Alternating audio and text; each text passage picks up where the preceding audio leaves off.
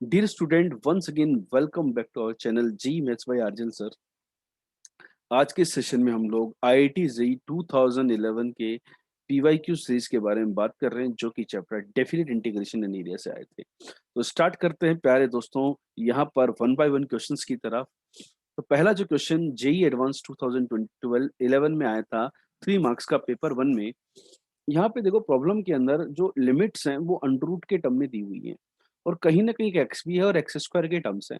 तो बेटर क्या है कि सबसे पहले तो मैं एक्स स्क्वायर को टी मान लेता हूँ दोस्तों। तो उससे क्या फायदा होगा, that will be 2x dx, इसका वैल्यू हो जाएगा dt, राइट। तो ये जो मेरा इंटीग्रेशन है ये कन्वर्ट हो जाएगा ln2 से ln3, 1/2 आएगा extra, sine t d T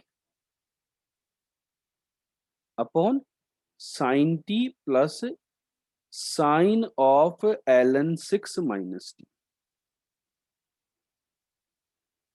यहाँ पर डियर स्टूडेंट हम किंग्स प्रॉपर्टी लगा देते हैं, that is a plus b minus x property.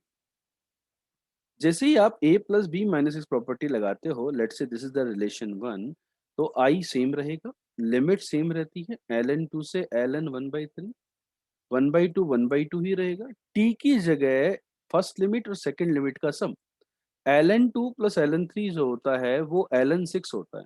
तो a plus B is ln6, तो t की जगह ln6 माइनस टी से रिप्लेस कर दो, dt dt ही रहता है, बस यही करना है आपको, कुछ नहीं करना। तो डिनोमिनेटर में जो साइन टी है उसकी जगह आ जाएगा sine of ln6 minus t plus, यहाँ पे यदि आप t की जगह ln6 माइनस टी रिप्लेस करेंगे, so you are going to get sine of t, right. ये आपका आ गया है second relation, right. So now what I am going to do, let's add 1 plus 2। यदि मैं 1 और 2 दोनों को ऐड कर देता हूं तो I will get a 2i is equal to ln2 से ln3। यहाँ पर देखो इनका 1/2 तो है ही already, numerator will be sine t plus sine 6 minus t. मैंने न्यूमरेटर को न्यूमरेटर से ऐड कर दिया बिकॉज दोनों का डिनोमिनेटर सेम है प्यारे बच्चों, और डिनोमिनेटर के अंदर भी वही टर्म है जो कि न्यूमरेटर के अंदर भी आ रही है।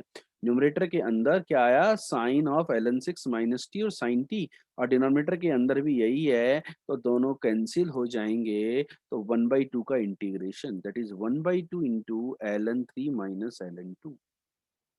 तो आपके पास फाइनली आई का जो वैल्यू आ रहा है, that is 1/4 times ln(3/2)। Check कीजिए कौन से ऑप्शन में है, that is option number A. ये आपका फर्स्ट क्वेश्चन आपने 4 डाला है, सिंपल किंग्स प्रॉपर्टी। मैंने कहा भी है जहां पर कुछ नहीं होता वहां पर राजा होता है, राइट। चलें इस दूसरे क्वेश्चन की तरफ जो कि 2011 में पूछा गया था। Again this question was in paper one. आप यदि देखो बच्चों, ऑब्जर्व करें क्वेश्चन में कि हमें ये जो पैराबोला है y equal to 1 minus x square, that is x square minus 2x plus 1, y equal to 1 minus x square जो पैराबोला है वो x इक्वल टू 1 पे इस तरीके से अपवर्ड पैराबोला के अंदर जाएगा। जाएगा कि नहीं जाएगा? जाएगा। Here we have y equal to 0, here we have x equal to 0। हमने क्या किया, the line x equal to b divide the area enclosed by this into two part. The line x equal to b, अब बात आती है भाई x equal to b जो line है, भाई ये कर्व y इक्वल टू 0 और x इक्वल टू 0 वाला एरिया तो क्या था, ये वाला एरिया था इसके साथ, और आगे भी हो सकता है। लेकिन r1 into two parts, r1 that is x0 से b में, और b x1 यहाँ पर कहीं है, x इक्वल टू b। तो ये वाला जो एरिया है इसको बोला है उन्होंने, नाम दिया है r1, और ये वाला जो एरिया है इसको उन्होंने नोमेनक्लेचर दिया है r2। तो r1 r2 के बारे में प्यारे बच्चों हमें बात करनी है। देखा जाए तो डियर स्टूडेंट, R1 क्या है, R1 is 0 to b f x d x, f x d x, and R2 क्या है, R2 is b to 1 f x d x, simple. तो बेटर ये होता कि मैं टोटल एरिया निकाल लूं तो कैसा रहेगा, R1 प्लस R2 निकाल लूँगा, ज़्यादा अच्छा रहेगा। 0 से 1 में इंटीग्रेशन, b के टर्म में इंटीग्रेशन नहीं करना होगा। तो R1 plus R2 is 0 to 1 fx that is 1 minus x का होल स्क्वायर dx। तो इसका जो इंटीग्रेशन है basically that is x minus 1 का होल क्यूब बाई 3, लिमिट 0 से 1। तो आप चेक करेंगे तो आंसर आ गया 1/3। मतलब R1 प्लस R2 का वैल्यू आ गया 1/3 और क्वेश्चन में आपको R1 माइनस R2 का वैल्यू पता है 1/4। तो आपको ये जो इंडिविजुअल एरिया है ये आ गए, राइट? दोनों को ऐड करते हैं तो 1/4 प्लस 1/3 दैट इज 7/12। 7/12/2 तो R1 इज 7/24। R1 की वैल्यू 7/24 है तो R2 क्या होगा? 7/24 में से 1/4 गया दैट इज 1/24। चेक कीजिए डियर स्टूडेंट, आपके पास आंसर ये आ रहे हैं कि नहीं आ रहे? आ गए? अब मेरे को क्या करना है? R1 की वैल्यू देखो। R1 was 7/24 and that was 0 to b fx dx।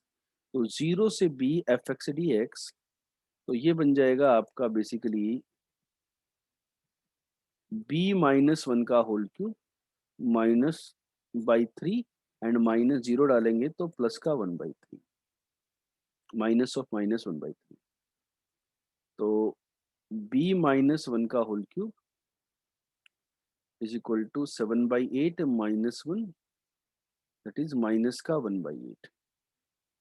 तो b minus 1 equal to minus half, so b equal to half. तो value of b is half. मतलब आपको ये जो एरिया इस प्रकार से डिवाइड करने वाला जो x इक्वल टू जो b वाली लाइन है, वो जो b का वैल्यू होगा दैट विल बी हाफ। तभी आपका ये एरिया इस प्रकार से डिवाइड होगा कि R1 माइनस R2 का वैल्यू हमेशा 1/4 आएगा। आई होप आपको ये जो एरिया के ऊपर सिंपल, देखो एरिया के ऊपर जब भी क्वेश्चन होता है तो आपको थोड़ा-सा ज्योमेट्रिकल, थोड़ा-सा वैसे एनालाइज़ करना होता है, क्वेश्चन आराम से सोल्व हो जाता है। आप यदि ये R1 प्लस R2 नहीं भी निकालते तो आप R1 और R2 निकाल लेते और यहाँ डाल देते तो भी बी में रिलेशन आता और बी की वैल्यू आ जाती। चलें, तो यहाँ देखते हैं एक क्वेश्चन और पूछा गया है। यहाँ पे पेपर 1 भी 80 मार्क्स का था, पेपर 2 भी 80 मार्क्स का था, ठीक है? तो देखते हैं थर्ड क्वेश्चन में क्या है। एक fx कंटीन्यूअस फंक्शन है सच दैट fx और f ऑफ 1 माइनस x का वैल्यू इक्वल है। R1 है -1 से 2 x fx dx and R2 है fx from x equal to -1 से। देखो fx जो था -1 से 2 के बीच में नॉन नेगेटिव फंक्शन था। तो R2 जो एरिया होगा वो मैं डायरेक्टली लिख सकता हूँ दैट इज -1 से 2 fx dx bye non negative function हमेशा ऊपर ही होगा, राइट? तो उसको डायरेक्ट लिख दो a से b fx dx, कोई घबराने की जरूरत नहीं है एक्सिस के साथ एरिया। तो R2 ये आ गया और R1 उन्होंने जो दिया है वो है -1 से 2 x fx dx।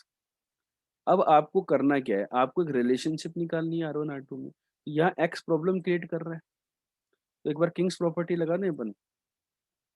तो किंग्स प्रॉपर्टी क्या होगी? a प्लस बी इज 1, तो 1 minus x into F of 1 minus x dx।